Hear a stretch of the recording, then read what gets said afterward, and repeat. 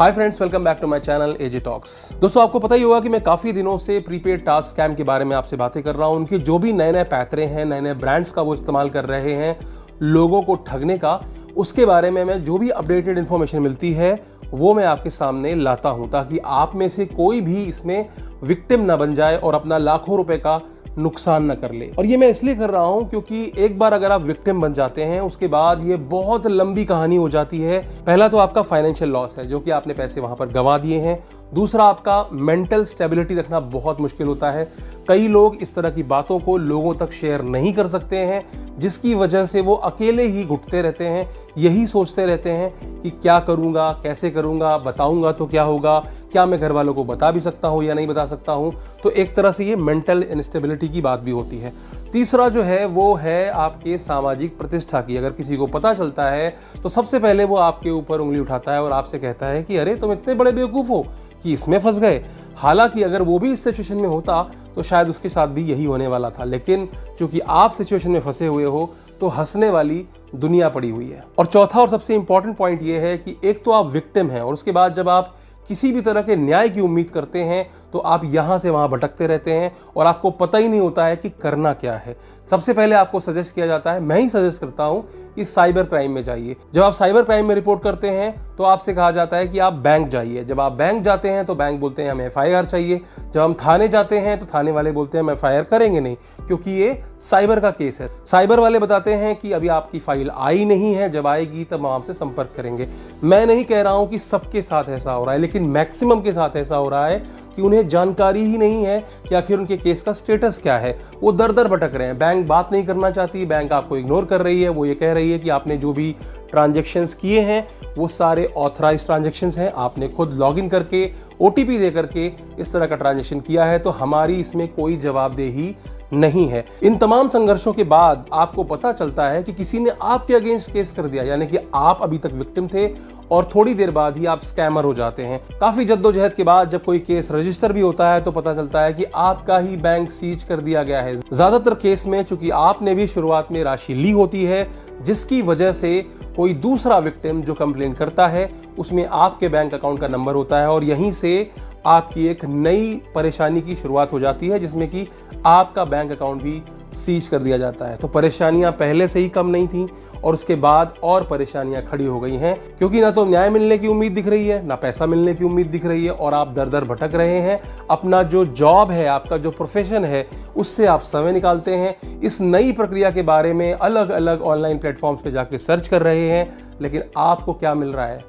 शून्य, कोई रिजल्ट नहीं मिल रहा है। तो आज का वीडियो बहुत ज्यादा इंपॉर्टेंट है, जिसमें मैं आपको बताने वाला हूं कि क्या आपको आपके पैसे मिलेंगे, अगर मिलेंगे भी तो किस केस में मिलेंगे। जैसे कि एक दो केसेस में मैंने देखा है कि कुछ रिकवरी हुई है, वो भी पूरी रिकवरी नहीं हुई है, पार्शियल रिकवरी हुई है। और उसको एनालाइज करने के बाद मैंने एक आइडिया लगाया है, जो कि हो सकता है गलत भी हो, लेकिन आप जब पूरी प्रक्रिया समझेंगे तो शायद आपको भी समझ में आ जाएगा कि ये जो प्रक्रिया मैं बता रहा हूं उसमें कहीं ना कहीं सच्चाई है। क्यों? क्योंकि मैंने दोनों तरह के लोगों से बात की है।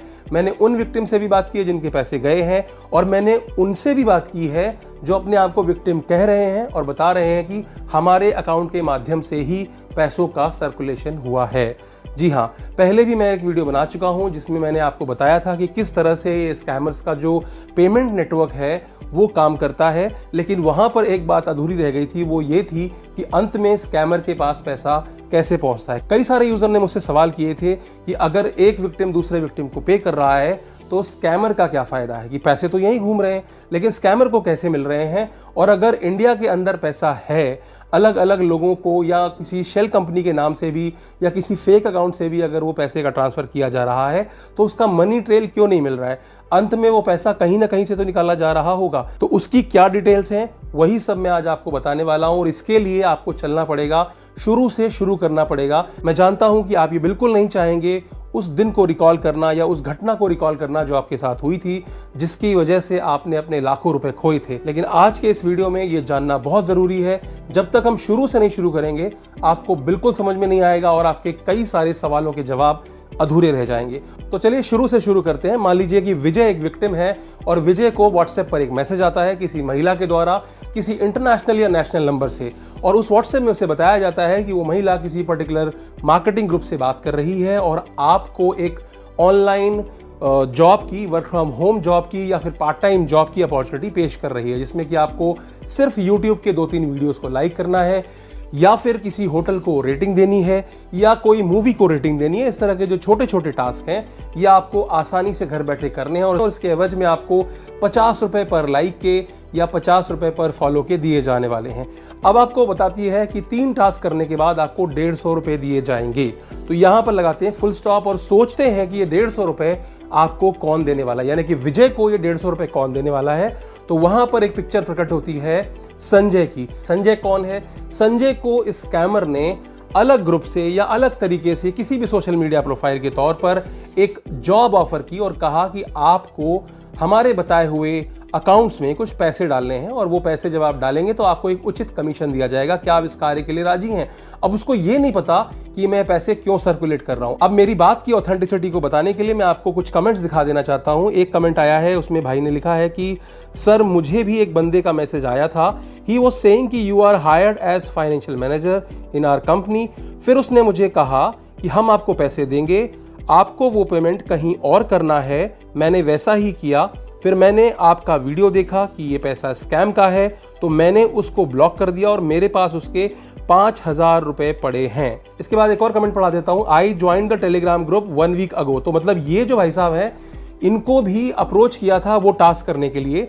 3 टास्क के बाद इनको 150 रुपए आए थे, लेकिन इनके पास चूंकि कैपिटल नहीं था इन्वेस्ट करने के लिए, जो कि बाद में इन्वेस्ट कराते हैं, तो इनको एक ऑफर दिया गया कि 25,000 रुपीज डायरेक्टली इनके अकाउंट में डाल दिए गए, जैसा कि उन्होंने बताया है। और उसके बाद उन्होंने रिक्वेस्ट किया कि आपको अलग अलग अकाउंट्स में इसको भेजना है। उन्होंने ये सारी प्रक्रिया कंप्लीट की, यानी कि 25,000 रुपए उन्होंने डिस्ट्रीब्यूट कर दिए और उसके एवज में इनको 2,000 रुपए पर डे दिए जा रहे हैं। उसके बाद ये लिखते हैं, so will you please explain me what is this because you didn't mention this activity, how they get profit because I didn't invest any money, only I transfer their money to another people bank and in exchange of this they paid me 2,000 rupees. I didn't see any scam. Anyway, I think you don't know about this trick. Also, they are now just start using. तो मतलब वो ये कह रहे हैं कि आप ये जानते नहीं हैं इसके बारे में कि ये भी एक नए तरह का स्कैम है, लेकिन मैं जानता हूँ और ये जवाब उन्हीं को है कि भाई साहब जो आप कर रहे हैं वो भी इलीगल है। ठीक है, बहरहाल अब मैं बात कर रहा हूँ संजय की। तो जो संजय हैं उनको ये नहीं पता, वो हायर्ड हैं, उनको ये नहीं पता कि वो जो जॉब कर रहे हैं वो क्यों कर रहे हैं, वो लोगों को पैसे दे रहे हैं तो क्यों दे रहे हैं। आप संजय का अकाउंट क्या है? सेविंग अकाउंट है। तो आपको बताऊंगा जो 150 रुपए आपके पास आए थे वो ऐसे ही किसी संजय से आए थे, या मान लीजिए किसी और फाइनेंशियल मैनेजर रंजय से आए थे। तो रंजय और संजय मिलकर के आपको 150 रुपए दे देते हैं।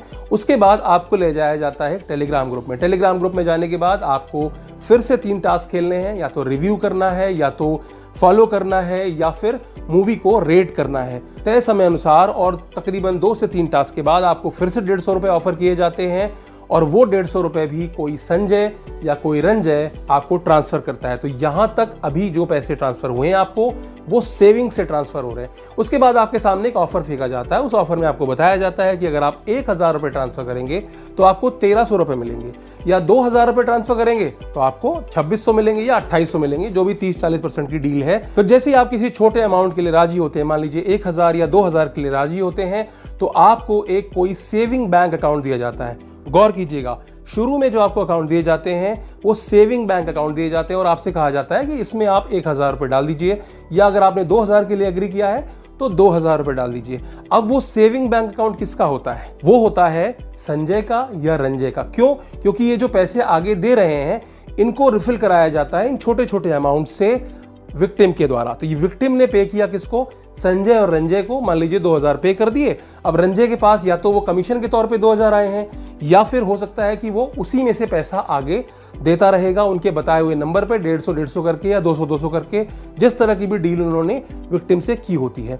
चलिए 1,000 रुपए आपने यहां दे दिए। अब बात आती है रिटर्न लेने की। 10 मिनट या 15 मिनट बाद आपको जब 1,300 रुपए का रिटर्न देना होता है, तो याद करिए ये जो विजय है वो कोई अकेला बंदा तो है नहीं, वो तो किसी एक ग्रुप में खेल रहा है।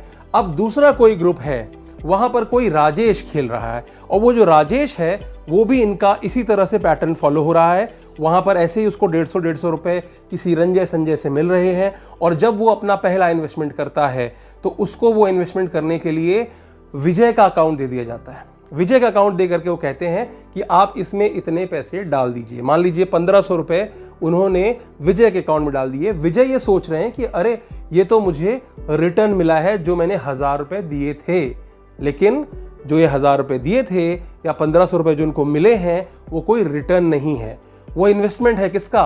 राजेश का। तो राजेश ने इन्वेस्ट किया है और विजय को मिला है, लेकिन विजय को ये लग रहा है कि ये मेरा रिटर्न है।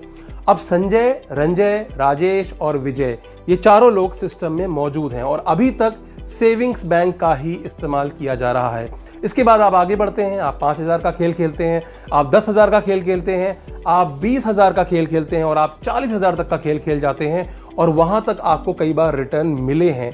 तो जो भी विक्टिम 10-10 लाख, 20-20 लाख, 50-50 लाख तक हो चुके हैं वो इस पूरी प्रक्रिया से गुजरे होते हैं। यानी कि उन्होंने शुरू में 1,000, 2,000, 5,000, 10,000, 20,000, 30,000, 40,000 रुपए तक इन्वेस्ट किए होते हैं और यहां तक उनको इसी तरह के सेविंग अकाउंट्स ही दिए जाते हैं। क्यों?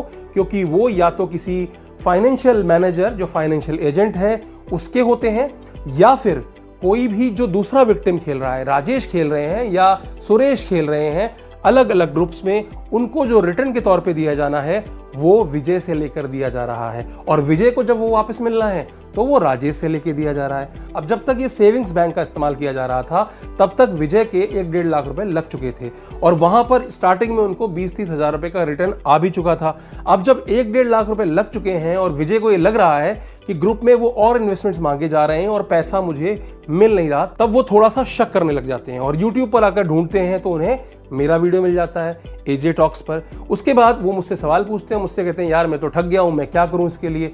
मैं बोलता हूं कि आप साइबर क्राइम कर दीजिए जाकर के। अब ये केस कब है? जब विजय को 1-1.5 लाख तक रियलाइज हो जाता है। मैंने कहा कि आप साइबर कंप्लेंट कर दीजिए। वो जाते हैं ऑनलाइन जाकर के साइबर कंप्लेंट करते हैं। वहां पर उन्होंने क्या किया, उन्होंने एक रिपोर्ट दाखिल की। उन्होंने बताया कि मैंने ऐसे ऐसे खेल खेला, उसमें मैंने इनको पैसे दिए। वहां शायद वो ये नहीं बताते कि मुझे कहां कहां से आए, वो ये बताते हैं कि मैंने किसको किसको पैसे दिए हैं। तो उन्होंने शुरू में 1,000 संजय को दिए थे, फिर रंजय को दिए थे, फिर ऐसे तीसरे किसी फाइनेंशियल मैनेजर को दिए थे और उसके अलावा उन्होंने कुछ विक्टिम्स को भी दिए थे जो बड़े अमाउंट थे, 20,000, 15,000, 30,000 के। जो दूसरे विक्टिम खेल रहे हैं, जो मैंने बताया राजेश हो चाहे सुरेश हो, उनको भी विजय ने पैसे पे किए हैं। ठीक है, तो यहां पर किस तरह की कार्रवाई होती है? यहां पर सबसे पहले बैंक के पास एक नोटिस जाता है और बताया जाता है कि इन अकाउंट्स के अगेंस्ट में शिकायत आई है। बैंक क्या करती है, उन अकाउंट्स को फ्रीज कर देती है। लेकिन वो अकाउंट हैं किसके? वो उनके हैं नंबर 1 जिनको पता नहीं कि वो पैसे क्यों बांट रहे हैं, और नंबर 2 वो विक्टिम्स जो कि अगेन किसी और ग्रुप में खेल रहे थे और उनको इस बात का आभास नहीं था कि उनको पैसे कहां से आए, तो उनका भी अकाउंट फ्रीज हो गया, इनका भी अकाउंट फ्रीज हो गया। सिनेरियो नंबर 1 क्या है? उनके अकाउंट फ्रीज हो गए और कार्रवाई के नाम पर उनके अकाउंट में माइनस बैलेंस हो गया।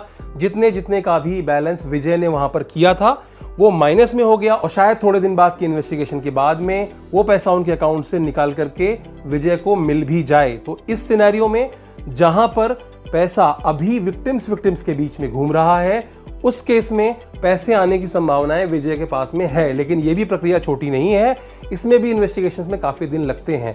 मैं बिल्कुल नहीं कहूंगा कि 20 दिन लगते हैं, 10 दिन लगते हैं, 25 दिन लगते हैं, क्योंकि मुझे भी नहीं पता है। बहुत सारे विक्टिम्स ने बोला है कि अभी 2 महीने हो गए मेरा अकाउंट फ्रीज है, अभी तक नहीं कुछ हुआ, और कई लोगों ने कहा कि मेरे पास सीधे पैसे वापस भी आ गए, जैसा कि एक केस पुणे में हुआ था जिनकी 48,000 रुपीज उनके अकाउंट में वापस आ गए, क्योंकि उनका 1,18,000 लगा था। 70,000 रुपए का अभी भी अता पता नहीं है। ये 48,000 वो है जो उन्होंने किसी को इन्वेस्टमेंट के तौर पे किए थे, और मैं ये मान के चल रहा हूं कि वो किसी राजेश सुरेश को ही दिए गए थे, इसलिए वो रिकवर हो गए।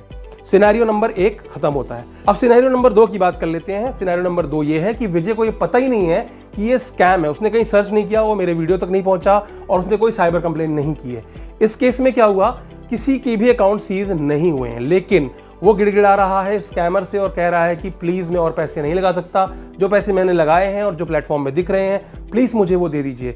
वो स्कैमर बार बार कहेगा नहीं नहीं नहीं नहीं, मैं तो पैसे दे नहीं सकता, अगर आपको पैसे चाहिए तो आपको टास्क पूरे करने पड़ेंगे, और उसके पास पैसे हैं नहीं देने के लिए। अब ये स्कैमर जो है वो इतने शाणे होते हैं कि वो उसको ऑफर करते हैं कि भाई देखो तुम्हारा कितना पैसा गया। विजय बोलते हैं मेरा 1,10,000 रुपए गया।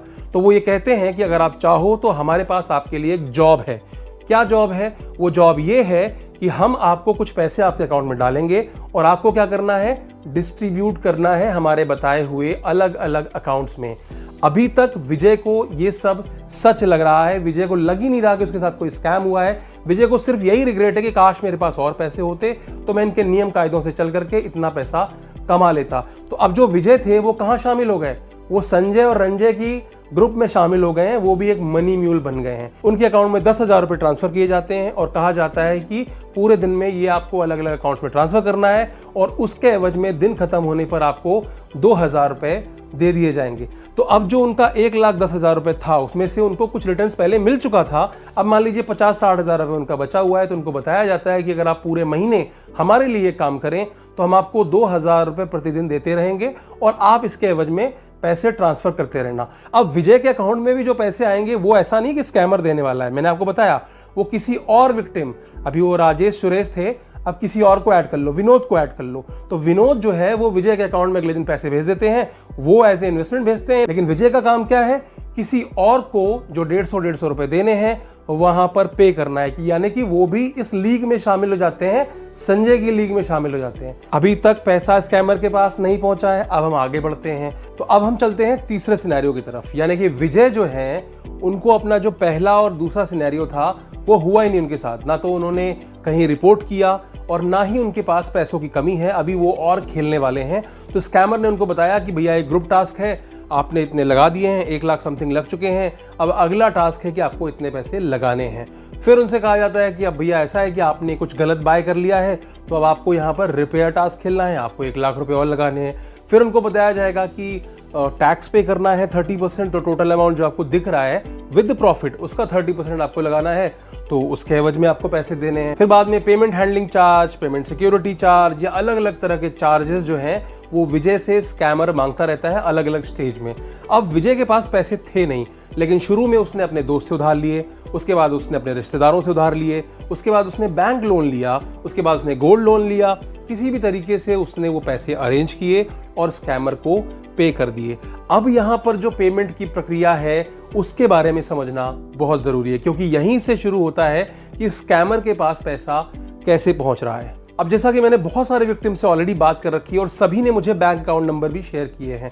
मैक्सिमम बैंक अकाउंट जो है वो यस बैंक के हैं, जी हाँ, और वो भी करंट अकाउंट है। तो यहाँ से जो भी अकाउंट नंबर दिए जाते हैं आपको पेमेंट करने के लिए, यानी कि जो बड़ी अमाउंट्स होती हैं 40,000, 50,000, 1 लाख, 2 लाख, 5 लाख, 9 लाख तक की ट्रांजैक्शंस वो किसी करंट अकाउंट में लेते हैं। करंट अकाउंट में क्यों लेते हैं? उसकी एक खास वजह है, क्योंकि करंट अकाउंट की एक डेली क्रेडिट लिमिट होती है जिसमें कि आपको डेली इतने लाख रुपए तक, या जैसा भी आपका व्यवसाय है, जैसा भी आपका धंधा है, उसके हिसाब से एक लिमिट तय होती है जिसमें कि आप उतना पैसा डेली ले सकते हैं। अगर सेविंग बैंक में इतना पैसा आने लग जाए तो वो तुरंत नोटिस हो जाएगा, बैंकों को ही नोटिस हो जाएगा कि भैया ये तो सैलरीड आदमी है, 30,000 रुपए की जॉब करता है जो कि स्टेटमेंट में दिखता है। अचानक से अगर किसी दिन 10 लाख रुपए आने शुरू हो जाएंगे डेली, तो वहीं पर अकाउंट फ्रीज कर दिया जाएगा और उससे 10 तरह के सवाल पूछे जाएंगे। इसलिए यहां से जो भी पैसे लेने की जो प्रक्रिया होती है उसमें करंट बैंक का इस्तेमाल किया जाता है। अब आप पूछेंगे कि करंट बैंक का इस्तेमाल किया जाता है तो स्कैमर पकड़े क्यों नहीं जाते और पैसे आखिरी में कहां जाते हैं? तो वही मैं आपको समझाऊंगा, इसके लिए आपको वीडियो में अंत तक बने रहना है। अब जितने भी लोगों ने मुझे आज तक सारे बैंक अकाउंट शेयर किए हैं उसमें से ज्यादातर शेयर जो है वो यस बैंक का है, यानी कि ज्यादातर जो अकाउंट हैं, लगभग 90% जो अकाउंट हैं वो यस बैंक के हैं, और उसके बाद आईसीआईसीआई बैंक और थोड़े मोड़े 1-2 अकाउंट जो आईडीएफसी और दूसरे कुछ प्राइवेट बैंक के यहाँ पर अकाउंट्स का इस्तेमाल किया गया है। लेकिन ज्यादातर जो है वो यस बैंक और आईसीआईसीआई बैंकों का ही इस्तेमाल किया गया है। वो भी सारे के सारे करंट अकाउंट हैं। किसी का XYZ टेक्सटाइल के नाम से अकाउंट है, तो कोई XYZ garments, XYZ exports, XYZ traders, और यही नहीं पूरे देश में ये फैले हुए हैं। ये अकाउंट ऐसा नहीं है कि किसी एक स्टेट के हैं, ये पूरे देश के अलग अलग जगहों के अलग अलग छोटे से लेके बड़े राज्यों और छोटे से लेके बड़े शहरों तक इस तरह के करंट अकाउंट का नेटवर्क फैला हुआ है। अब सवाल ये है कि ये करंट अकाउंट कहां से आते हैं और स्कैमर इसका इस्तेमाल कैसे करता है। तो सबसे पहले मैं आपको ले चलता हूं टेलीग्राम पे ही एक और अड्डे पर, जहां पर बैंक अकाउंट रेंट पर दिए जा रहे हैं। जी हां, कई सारे ग्रुप्स वहां बने हुए हैं। मैं एक ग्रुप आपको दिखाता हूं। इस ग्रुप का नाम है current and corporate bank accounts. यहां पर किस तरह की डिस्कशंस की जा रही हैं वो आप खुद ही देख सकते हैं। सुमन, जिनकी रिक्वायरमेंट है all above bank account on commission basis, यानी कि जितने भी ये बैंक अकाउंट लिखे हुए हैं, आईसीआईसीआई का करंट अकाउंट या कॉर्पोरेट अकाउंट, पीएनबी का corporate account, IndusInd, Equitas bank, yes bank, AU small financial bank, IDFC CMS account, Kotak CMS account, और इसमें मिनिमम 1 करोड़ की लिमिट है जो उनको चाहिए, तो उनको 1 करोड़ की लिमिट चाहिए मिनिमम, और नॉन ओटीपी फॉरवर्डिंग वर्क है। इसके अलावा नंबर अपडेट मैंडेटरी है, एनीवन इंटरेस्टेड डीएम मी। इसका क्या मतलब है मैं आपको समझा देता हूं। उसमें वो पहला चीज बोल रही है कि मिनिमम 1 करोड़ की लिमिट होनी चाहिए, तो आप समझ ही गए होंगे कि पैसा घुमाना है इतना सारा, तो मिनिमम 1 करोड़ का उस अकाउंट से मैं घुमा सकूं ऐसा अकाउंट होना चाहिए। अब दूसरी लाइन लिखी हुई है नॉट ओटीपी फॉरवर्डिंग वर्क। इसका क्या मतलब है? इसका मतलब यह है कि जो भी अपना अकाउंट रेंट पर देने वाला है वो ओटीपी फॉरवर्ड नहीं करेगा, उसे ओटीपी फॉरवर्ड करने की जरूरत नहीं है, क्योंकि हर बार जब भी आप कॉर्पोरेट बैंक में लॉगिन करते हैं या फिर कोई ट्रांजैक्शन करते हैं तो एक ओटीपी जाएगी, यानी कि अगर जिसने भी अपना बैंक रेंट पर दिया है तो वो अपना लॉगिन अगर दे भी देता है तो ओटीपी के लिए तो बार बार स्कैमर को इसके पास ही आना पड़ेगा जिसके पास से वो रेंट पर वो अकाउंट लेने वाला है। लेकिन यहां पर वो कह रही है कि नॉन ओटीपी फॉरवर्डिंग वर्क है, यानी कि इसमें आपको ओटीपी फॉरवर्ड करने की जरूरत नहीं है, नंबर अपडेट मैंडेटरी है। आपको जो मैं नंबर बताऊंगी वो आपको अपने बैंक में जाकर के अपडेट करना पड़ेगा। अपडेट करने से क्या होगा, आपका एक्सेस हट जाएगा उस अकाउंट से और एक्सेस हो जाएगा स्कैमर के पास। हर लॉगिन का वो कहां कौन सा पैसा ऐड कर रहा है, किसको भेज रहा है, किससे ले रहा है, क्या कर रहा है, आपको पता ही नहीं है, यानी कि रेंट पर देने वाले को पता ही नहीं है। उसको बताया जाता है कि आपको कमीशन दिया जाएगा। कमीशन किस तरह से दिया जाएगा वो भी आप देख लो। इसमें कई लोग ऐसे हैं जो कि अपनी रिक्वायरमेंट पोस्ट कर रहे हैं और बता रहे हैं कि कमीशन क्या है। तो आईडीएफसी के लिए उन्होंने बताया कि 2% का कमीशन है, पीएनबी के लिए 2%, यस बैंक के लिए 1.6%, आईसीआईसीआई पर्सनल कॉर्पोरेट के लिए 1.5%।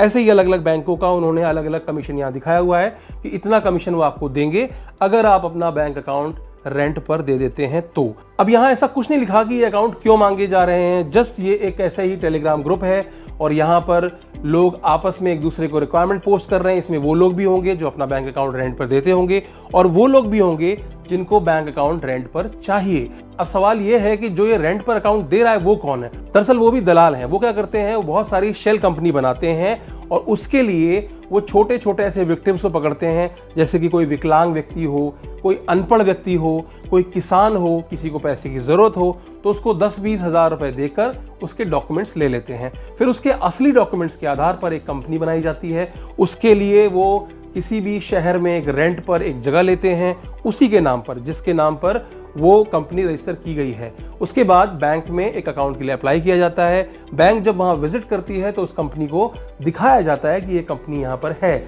उसके बाद 1-2 महीने के अंदर वो कंपनी वहां से भाग जाती है, किराया 10-5 हज़ार रुपए दे करके, जो भी उनका रेंट बनता है। इस तरह से जो दलाल है कई सारे अकाउंट्स को तैयार करता है। उसके पास एक लिस्ट होती है पूरे अलग अलग बैंकों के अकाउंट्स की, और ऐसे ही छोटे छोटे लोगों जिनको कि पैसे की जरूरत है, कोई दिहाड़ी मजदूर है, कोई किसान है, कोई जरूरतमंद व्यक्ति है, उसको ये बताया जाता है, लालच दिया जाता है कि देखो भाई 10-20 हज़ार रुपए ले लो, अपने डॉक्यूमेंट दे दो। और शायद उसको ये भी नहीं बताते कि उसका कोई बैंक अकाउंट खुलेगा। क्यों? क्योंकि सब कुछ तो वर्चुअली हो जाता है आजकल।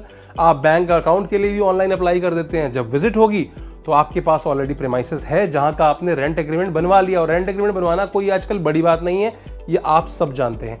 तो इस दलाल के पास ऑलरेडी 10-20-50 अकाउंट्स हैं और इस तरह के ग्रुप्स में वो एक्टिव है, और इस तरह की शेल कंपनियों को, इस तरह के बैंक अकाउंट्स को वो एक परसेंटेज कमीशन पे वहां जाकर के बेच रहा है। तो आप समझ चुके होंगे कि किस तरह से ये बैंक अकाउंट मिलते हैं। अभी भी सवाल वहीं का वहीं बरकरार होगा, आपके दिमाग में भी, मेरे दिमाग में भी था कि पैसा अगर उसने ग्रेंट पे अकाउंट ले भी लिया है, पैसा मंगा भी लिया है, तो पैसा निकाला कैसे, आगे कैसे पैसा सर्कुलेट हुआ? तो ये तो था बैंक अकाउंट लेने का पहला तरीका। अब दूसरे तरीके की बात करते हैं। इसमें क्या होता है कि जो स्कैमर्स होते हैं वो बहुत ही स्मार्टली ऐसे ग्रुप्स में एक्टिव होते हैं जहां पर वो इंडियंस पाए जाते हैं जो कि क्रिप्टो में इन्वेस्ट करते हैं अलग अलग प्लेटफॉर्म्स के माध्यम से। तो अगर आपको पता हो कि बहुत सारे क्रिप्टो एक्सचेंज हैं, जैसे कि बाइनेंस हुआ, BitBNS हुआ, या और भी तमाम सारे हैं, वजीरएक्स हुआ, जहां पर जाकर के आप क्रिप्टो खरीद सकते हैं। तो ये ऐसे लोगों के ग्रुप में अपनी पैठ बनाते हैं, जैसे कि टेलीग्राम ग्रुप्स हैं जहां पर अलग अलग टिप्स दिए जाते हैं, या फिर यूट्यूब के वीडियोस होते हैं जहां पर कोई टिप्स दे रहा हो, नीचे आपने कोई कमेंट किया हो, वहां पर कोई स्कैमर कमेंट कर देगा कि हमारे पास एक अर्निंग अपॉर्चुनिटी है आपके लिए। ऐसे ही फेसबुक जैसे सोशल मीडिया के और तमाम प्लेटफॉर्म्स में भी ग्रुप बने होते हैं जहां पर क्रिप्टो की जानकारियां दी जाती हैं, और वहां पर कई सारे इंडियंस जुड़े हुए होते हैं। ये स्कैमर वहां जाते हैं, वहां पर अपनी रिक्वायरमेंट पोस्ट करते हैं, कई बार एडवर्टीजमेंट भी चलाते हैं कि हमें ऐसे लोगों की जरूरत है क्योंकि हम एक एक्सचेंज इंडिया में खोल रहे हैं और हमें कुछ फाइनेंस मैनेजमेंट करने के लिए कुछ कंपनीज की जरूरत है। कंपनीज की जरूरत क्यों है? क्योंकि मैंने बताया कि उसके जो खाते होते हैं करंट अकाउंट के, उसमें पैसे की लिमिट ज्यादा होती है। तो ऐसे ही एक विक्टिम, अब मैं तो उनको विक्टिम ही बोलूंगा क्योंकि एज ए विक्टिम मेरे पास आए, उन्होंने मुझे स्क्रीनशॉट शेयर की, उनको किसी ने व्हाट्सएप पे अप्रोच किया और कहा कि माय नेम इज XYZ। उन्होंने कहा ठीक है। उन्होंने बताया कि ये मेरा प्लेटफॉर्म है agent.bitbankvip.shop, समथिंग लाइक दैट। फिर उसने पूछा क्या ये कोई एप्लीकेशन है? उसने बोला कि हाँ, ये हमारी अपनी एप्लीकेशन है और हमको जो है करंट अकाउंट चाहिए, यानी कि हम किसी कंपनी के साथ डील करना चाहते हैं। इसने पूछा कि क्या आप प्रॉपर डॉक्यूमेंटेशन करेंगे? उन्होंने कहा बिल्कुल, हम प्रॉपर डॉक्यूमेंटेशन करेंगे, उसके साथ ही आपके साथ व्यापार करेंगे। फिर वो बंदे ने वेरीफाई किया कि your application can stay 1, 2, 3 years, क्योंकि क्रिप्टो में क्या होता है ना, जो क्रिप्टो में ऑलरेडी इन्वेस्ट कर रहा है उसको पता है कि क्रिप्टो में स्कैम बहुत ज़्यादा है, तो वो एक बार ज़रूर ऐसे सवाल पूछता है, डरता है कि भैया तुम्हारा जो भी ये प्लेटफॉर्म है 2-3 साल तक चल जाएगा ना, मान लो मैं तुम्हारे साथ कोई जॉब करूं या जुड़ूं तो कम से कम मेरा रिटर्न तो आएगा। तो उन्होंने भी ऐसा सवाल पूछा, your business can run long run, ऐसा उन्होंने पूछा क्या ये लंबे समय तक चलेगा? उसने बोला yes for a long time. उसने पूछा विद डॉक्यूमेंटेशन? उसने कहा येस विद डॉक्यूमेंटेशन।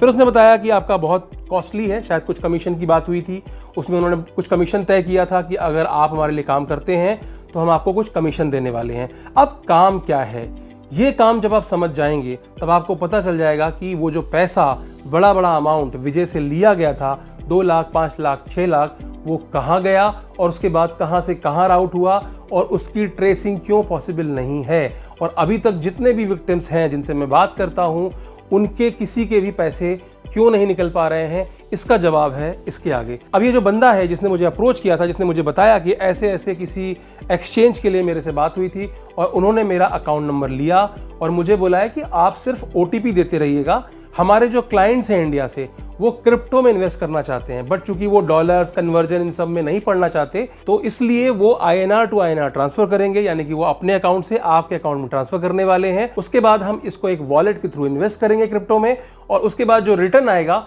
वो हम उनको उसी तरह से वापस करेंगे। अब ऐसा नहीं है कि अकेले थे, इन्होंने अपने और अपने साथ 4-5 और दोस्तों को इसमें जोड़ा, उनके पास करंट अकाउंट ऑलरेडी थे। अब अलग अलग अकाउंट में 10-10, 20-20 हज़ार करके, 40-40, 50-50 हज़ार करके तमाम अमाउंट आना शुरू हुआ। शुरुआती दौर में कम अमाउंट आता था। फिर इन भाई साहब को कहा जाता है कि आपको किसी क्रिप्टो एक्सचेंज जैसे कि बाइनेंस या BitBNS, वहां जाकर के ये पैसा अपलोड करना है और वहां अपने वॉलेट में लेने के बाद इस पैसे को USDT में कन्वर्ट करना है। एक बार पैसा INR से USDT में कन्वर्ट हो गया, उसके बाद उस करेंसी को जो वो होल्ड कर रहा है उसको बताए हुए एड्रेस में ट्रांसफर करने के लिए कहा जाता है P2P ट्रेडिंग के तहत। P2P ट्रेडिंग क्या होती है वो आप गूगल कर लेना, संक्षिप्त में समझा देता हूं कि पीयर टू पीयर ट्रेडिंग, यानी कि मैंने अगर कोई क्रिप्टो बाय किया है, कोई भी कॉइन बाय किया है, उसके बाद उसको मैं बेचना चाहता हूं तो मैं किसी को भी बेच सकता हूं।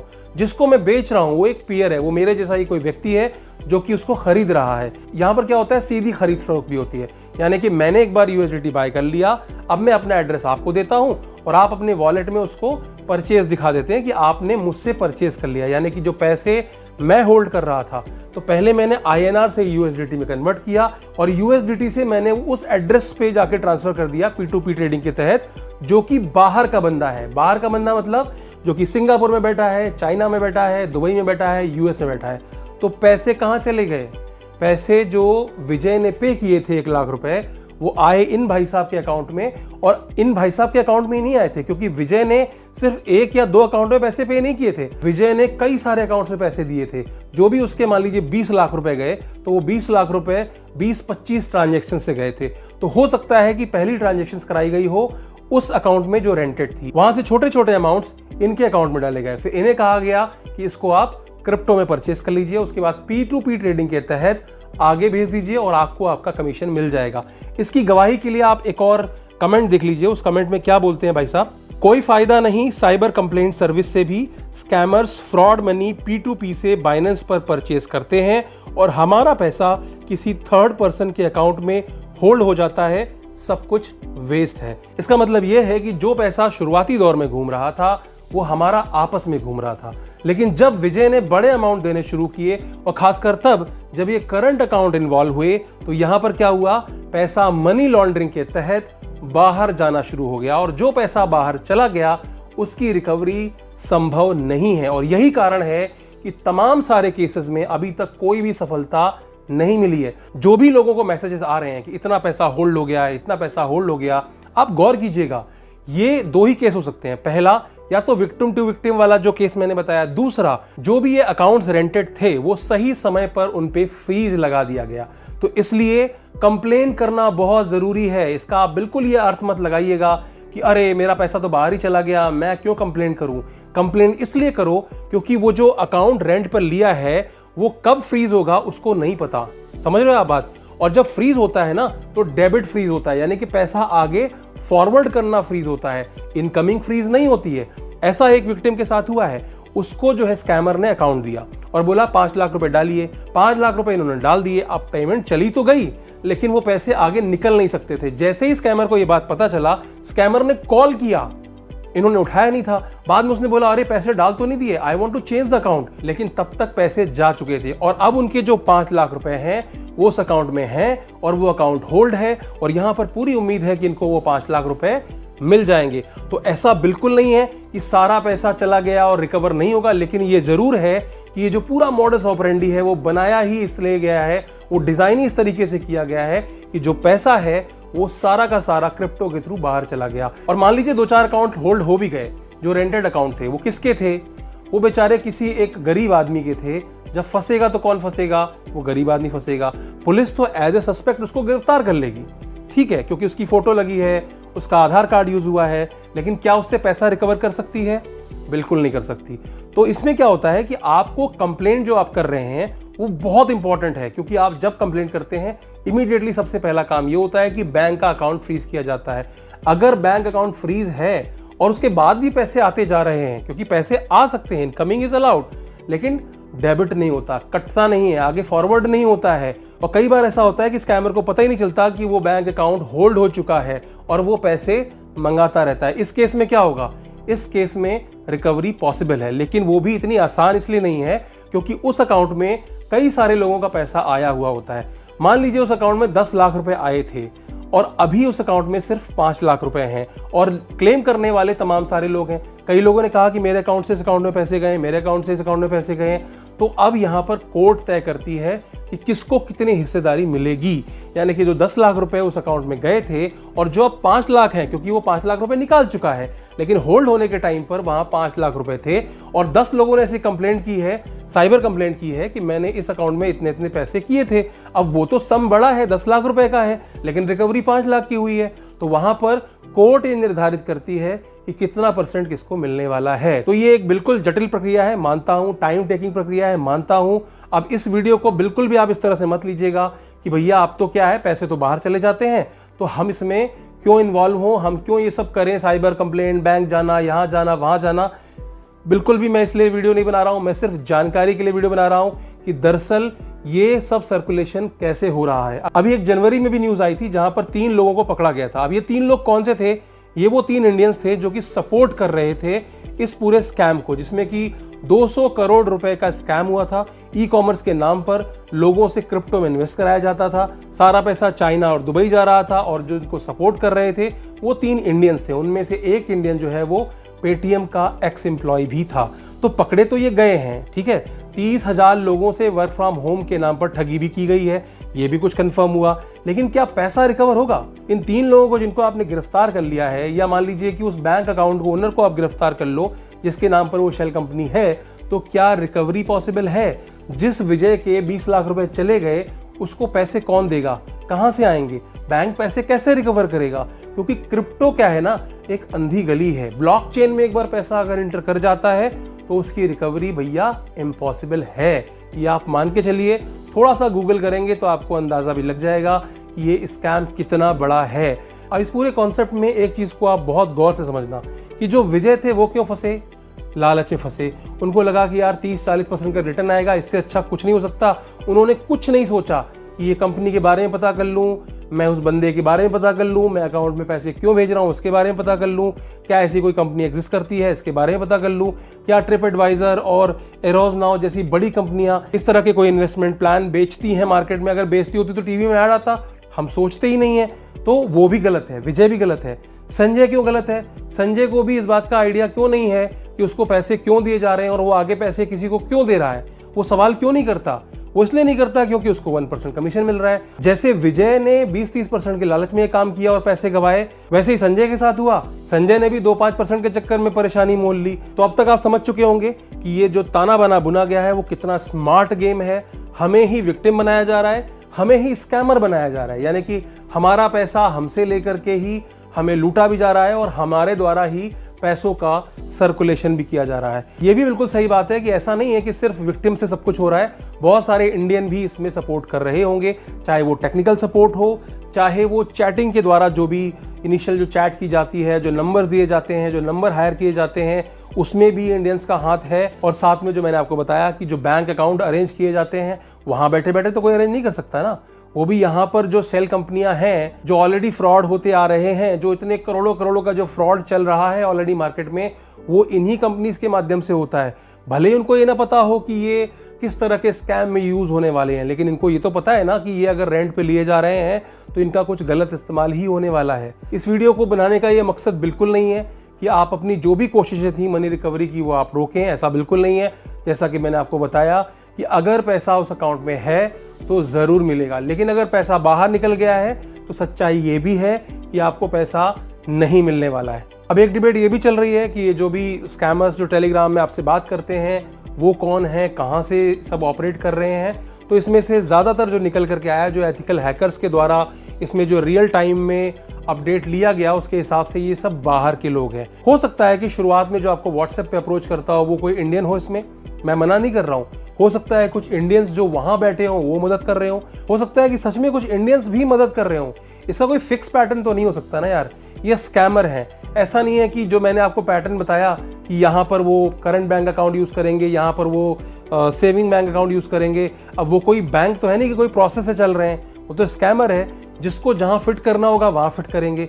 अगर किसी से पैसे लेने के लिए, शुरुआती दौर में ही पैसे लेने के लिए अगर उनके पास कोई सेविंग बैंक अकाउंट नहीं है तो हो सकता है कि शुरू में ही वो कोई करंट बैंक अकाउंट का इस्तेमाल कर लें। तो ऐसा नहीं है कि ये कोई फिक्स पैटर्न ही वो फॉलो करेंगे। भैया स्कैमर हैं, वो कुछ भी कर सकते हैं, लेकिन ज़्यादातर केसेस में जहाँ जहाँ मैंने बात की है वहाँ ये पाया गया है। तो उम्मीद करता हूं कि आपको ये पूरा जो तंत्र है वो समझ में आ चुका होगा। आज के वीडियो में सिर्फ इतना ही, फिर मिलेंगे किसी और दिन किसी और टॉपिक के साथ में। वीडियो को अंत तक देखने के लिए आपका बहुत बहुत शुक्रिया। चैनल पर नए हो तो चैनल को सब्सक्राइब कर लीजिएगा, और हाँ, इस तरह की कोई भी इन्फॉर्मेशन हो तो लोगों तक ज़रूर पहुंचाइए अपने स्तर में, चाहे व्हाट्सएप के जरिए, चाहे वो फेसबुक के जरिए हो। अगर आपको इस तरह से कोई अप्रोच करता है अर्निंग अपॉर्चुनिटी के नाम पर तो उससे दूर रहें, एक भी पैसा लेने की ज़रूरत नहीं है। और दोस्तों को भी अवेयर करें कि इस तरह का कोई मैसेज आता है तो भैया इससे दूरी बनाकर रखें।